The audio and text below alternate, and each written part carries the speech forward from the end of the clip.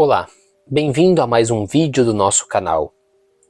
Hoje conheceremos uma das histórias mais polêmicas, mais debatidas e, honestamente, mais fascinantes do século XX. Talvez você já tenha ouvido dizer aquela frase: há verdades que nos fazem duvidar mais do que muitas mentiras. Pois é, ela se encaixa perfeitamente no nosso assunto de hoje. Porque vamos falar daquela teoria da conspiração que é mais dura de matar do que Bruce Willis num filme de ação. A ideia de que o homem nunca pisou na Lua. A grande farsa lunar, a Moon Hoax. É uma ideia que volta e meia ressurge com força total, defendida por jogadores de basquetes famosos, políticos e até cantores. Mas a pergunta que não quer calar é a seguinte: existe alguma verdade nisso? A gente foi realmente enganado pela maior produção cinematográfica de todos os tempos? Pois preparem-se, ajustem seus fones de ouvidos, porque nós vamos separar a ciência da ficção. Comecemos com o mais básico. Oficialmente, no dia 20 de julho de 1969, a humanidade, através de Neil Armstrong e Buzz Aldrin, deu seu primeiro passo em outro corpo celeste. Por 5 anos, o mundo celebrou. Ninguém, absolutamente ninguém de relevância, questionou o feito. Era um marco. Até que, em 1974, um homem chamado William Charles Kaysing, ou Bill Kaysing para os íntimos, publicou um livro com um título bem direto: Nós Nunca Fomos à Lua. A tese central deste livro era simples. A tecnologia dos anos 60 era primitiva demais para uma missão tão complexa. E aí, nós nos perguntamos, quem era Bill Kaysing? Talvez um engenheiro aeroespacial muito renomado? Ou um ex-diretor da NASA arrependido? Ou um espião da CIA com uma crise de consciência? Não. Bill Kaysing tinha uma graduação em literatura inglesa.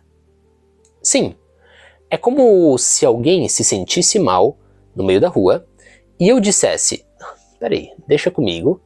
E quando perguntassem: tá, mas você é médico? Eu respondesse: não, mas assisti todas as temporadas de Grey's Anatomy. Kaysing dizia que a sua experiência vinha de ter trabalhado na Rocketdyne, a empresa que, ironicamente, construiu os motores dos foguetes Saturno V, que levaram as missões Apollo para a Lua. Porém, tem um detalhe. Qual era a função dele lá? Ele mesmo admitiu: meu conhecimento sobre foguetes e escrita técnica era zero. Ele era redator, ajudava a escrever manuais técnicos. E o mais importante, ele saiu da empresa em 1963, 6 anos antes da missão Apollo 11. Imagine, a tecnologia na corrida espacial avançava numa velocidade alucinante. Tentar julgar a tecnologia de 1969 com base no que existia em 1963 é como tentar avaliar um smartphone de hoje usando um tijolão Nokia dos anos 90 como referência. Mas o argumento mais, digamos, especial de Kaysing não era técnico. Ele disse que chegou a essa conclusão baseado em uma premonição, uma intuição, uma mensagem metafísica, uma mensagem sobrenatural. E a partir dessa intuição, nasceu a maior teoria da conspiração espacial de todos os tempos. Segundo ele, a NASA teria contratado ninguém menos que Stanley Kubrick, o gênio por trás de 2001, Uma Odisseia no Espaço, para dirigir toda a farsa. Afinal, ele já tinha experiência em filmar cenas espaciais. E como a NASA teria convencido um diretor tão genial e autoral a participar de uma farsa deste tamanho? Com uma chantagem. A teoria dizia que a NASA ameaçou revelar que o irmão de Kubrick, um tal de Raul, tinha ligações com o Partido Comunista. Imagine o escândalo que seria isso no auge da Guerra Fria. O plano da NASA seria perfeito. A história era espetacular. Porém, existe um problema minúsculo, insignificante. Stanley Kubrick não tinha irmão, e muito menos um irmão chamado Raul. Tinha uma irmã, Bárbara, que até onde sabemos, não tinha o menor interesse em beber vodka com os russos usando chapéu de pelo. Poderíamos pensar que o vídeo acaba aqui. A base de toda a conspiração é uma chantagem envolvendo uma pessoa que nunca existiu. Mas a história é boa demais e o povo adora um bom complô. Então, sigamos adiante. Por que os Estados Unidos fariam uma coisa dessas? Bom, aí os teóricos se dividem. A principal motivação seria a corrida espacial contra a União Soviética. E sejamos honestos, até 1969 os Estados Unidos estavam tomando uma lavada da União Soviética. O placar era mais ou menos este. Primeiro satélite em órbita, Sputnik 1, soviético, 1-0. Primeiro ser vivo no espaço, a cadelinha Laika, soviética, 2-0. Primeiro objeto a orbitar o Sol, Luna 1, soviética, 3-0. Primeiro objeto a se chocar com a Lua, Luna 2, soviética, 4-0. Primeiro homem no espaço, Yuri Gagarin, soviético, 5-0.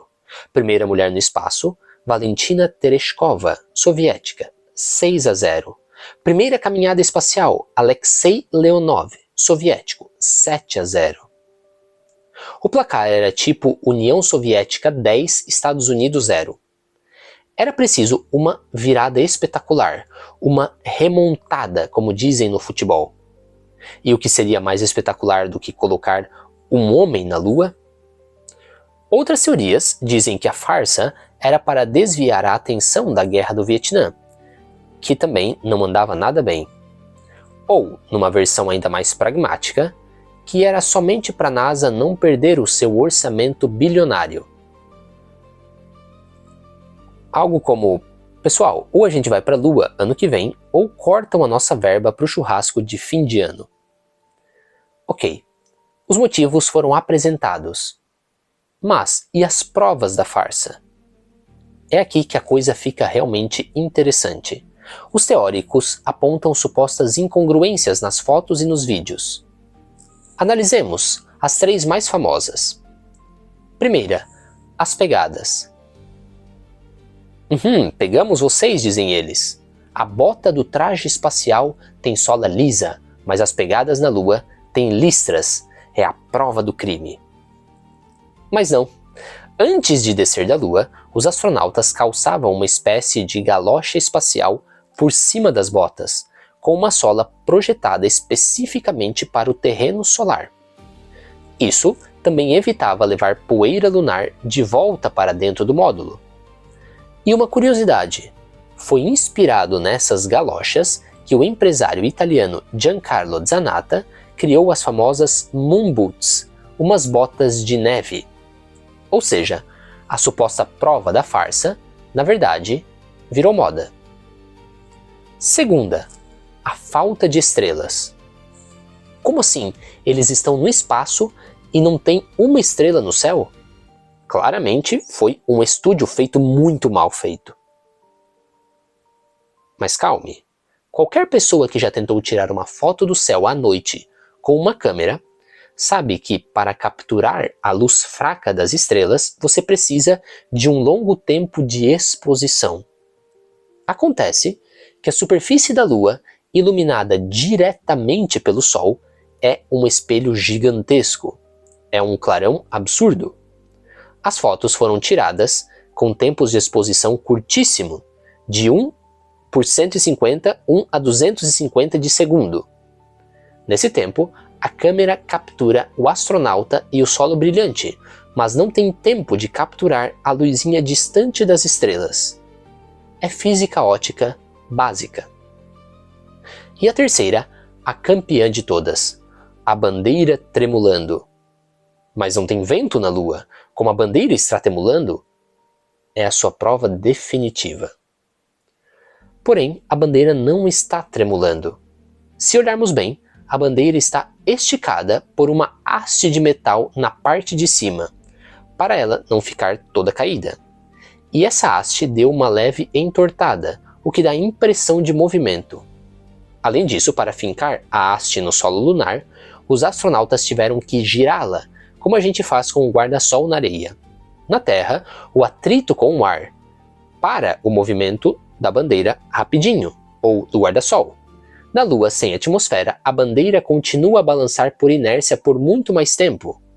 Novamente, não é um erro de produção, é a física mostrando como as coisas funcionam no vácuo.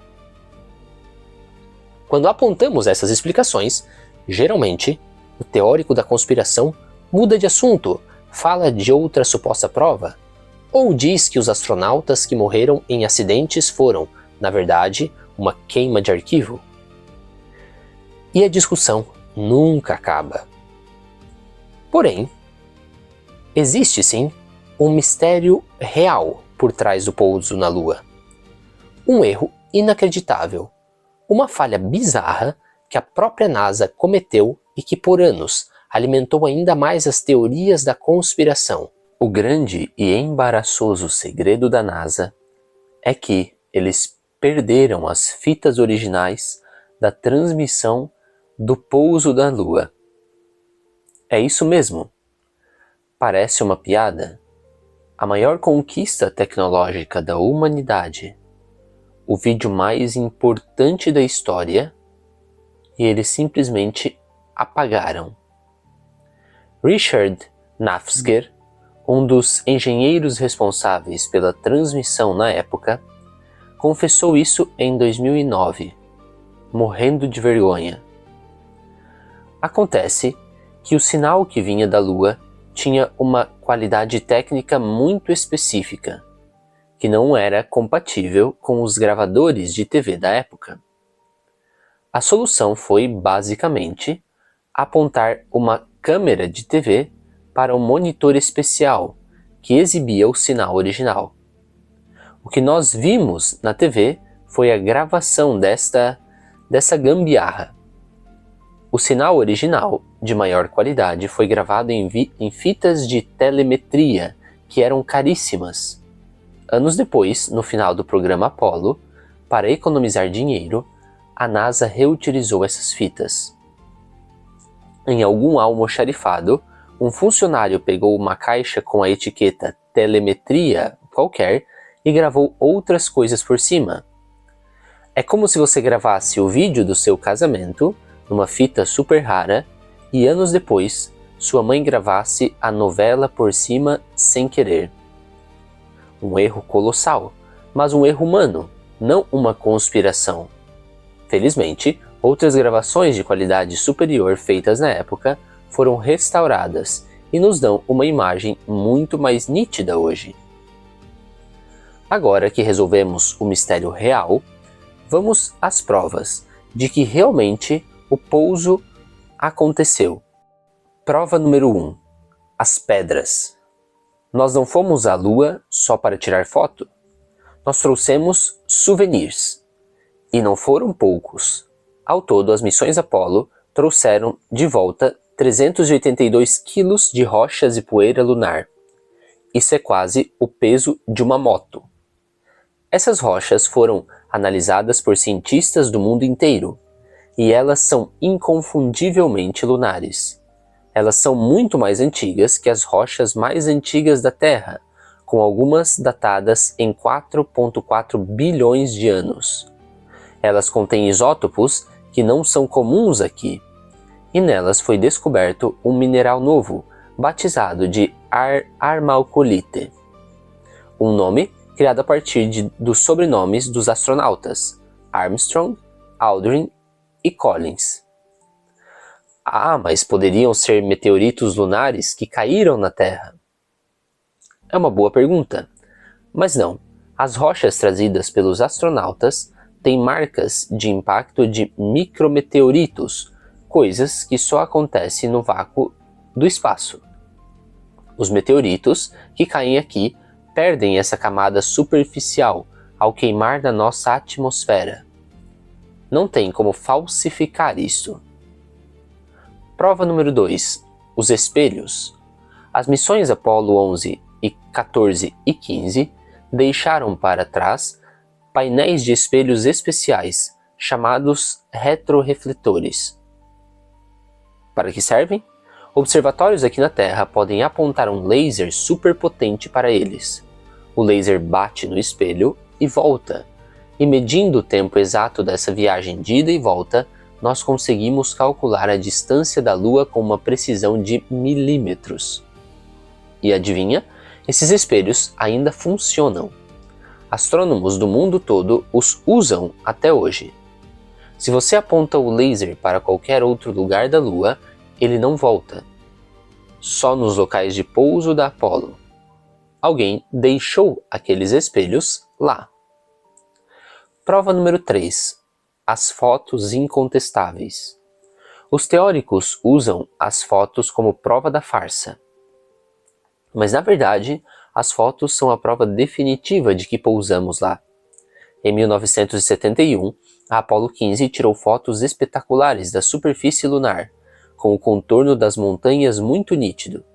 Em 2008, mais de 30 anos depois, a sonda japonesa Selene orbitou a Lua e criou um mapa 3D ultra detalhado da superfície. E quando comparamos os mapas da sonda japonesa com as fotos dos anos 70, eles são idênticos. O perfil das montanhas, os vales, as crateras, tudo se encaixa perfeitamente. Como a NASA poderia ter adivinhado a topografia exata de montanhas lunares num estúdio de cinema dos anos 60? Eles não podiam. E mais recentemente, a sonda LRO da NASA fotografou os locais de pouso em altíssima resolução. Dá para ver os módulos lunares, os jipes que eles usaram e até mesmo as pegadas dos astronautas e as marcas dos pneus na poeira, intactas depois de 50 anos, porque na Lua não tem vento para apagar. Prova número 4. O segredo impossível. Benjamin Franklin disse uma vez: 3 pessoas conseguem guardar um segredo, se 2 delas estiverem mortas. Manter um segredo é muito difícil.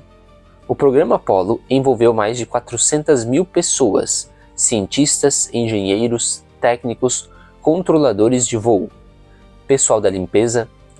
Você realmente acha que em mais de 50 anos, nenhuma dessas 400 mil pessoas no leito de morte, depois de uma briga ou só para ganhar um dinheiro, teria confessado a farsa? O cientista David Robert Grimes, da Universidade de Oxford, criou uma equação matemática para calcular quanto tempo um segredo pode ser mantido com base no número de pessoas envolvidas nele. Para uma conspiração do tamanho do programa Apollo, o segredo teria vazado em, no máximo, 3 anos e 8 meses. E nós já estamos há mais de 50 anos. Talvez o segredo não vazou porque não há segredo nenhum.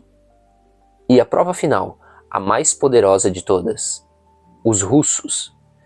Imagine que você está em uma corrida e perde. Se você tiver a mínima suspeita de que o seu adversário trapaceou, o que você faria? Você gritaria para o mundo inteiro? Você denunciaria?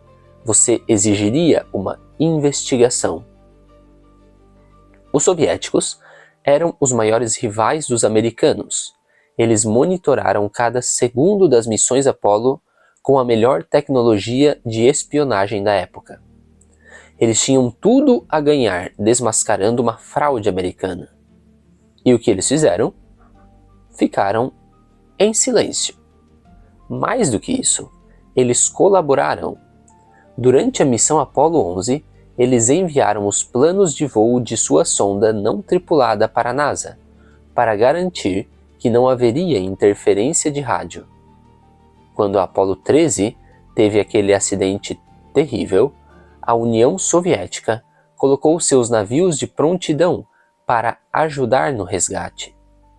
E depois do pouso da Apollo 11, o chefe de Estado soviético enviou um telegrama parabenizando o presidente Nixon. Existe um conceito maravilhoso criado pelo especialista em desmentir boatos, um especialista italiano, Paolo Attivissimo, chamado princípio de Beelzebub. E funciona assim: se eu, que sou ateu, vier correndo te dizer que vi o diabo, minha história é muito mais confiável do que se eu fosse uma pessoa super religiosa. Por quê? Porque ao dizer isso, eu estou indo contra tudo o que eu sempre acreditei. Eu estou dando um tiro no meu próprio pé.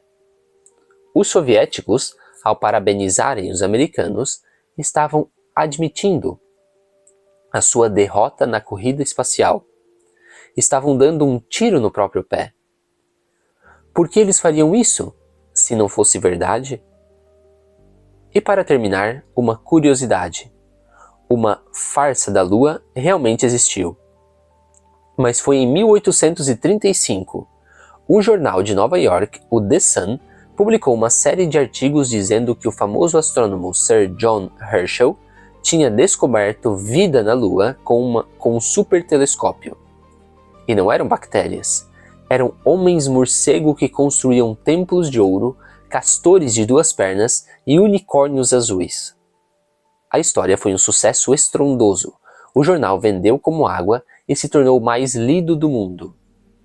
Era, claro, uma mentira completa, uma fake news do século XIX. A ironia é que a verdadeira farsa da Lua foi esquecida, enquanto a farsa sobre a farsa, essa continua viva até hoje. Então, na próxima vez que alguém te disser que o homem não foi à Lua, você já tem um arsenal de fatos, lógica e até matemática para mostrar que sim, nós fomos. E foi um dos momentos mais incríveis da nossa história.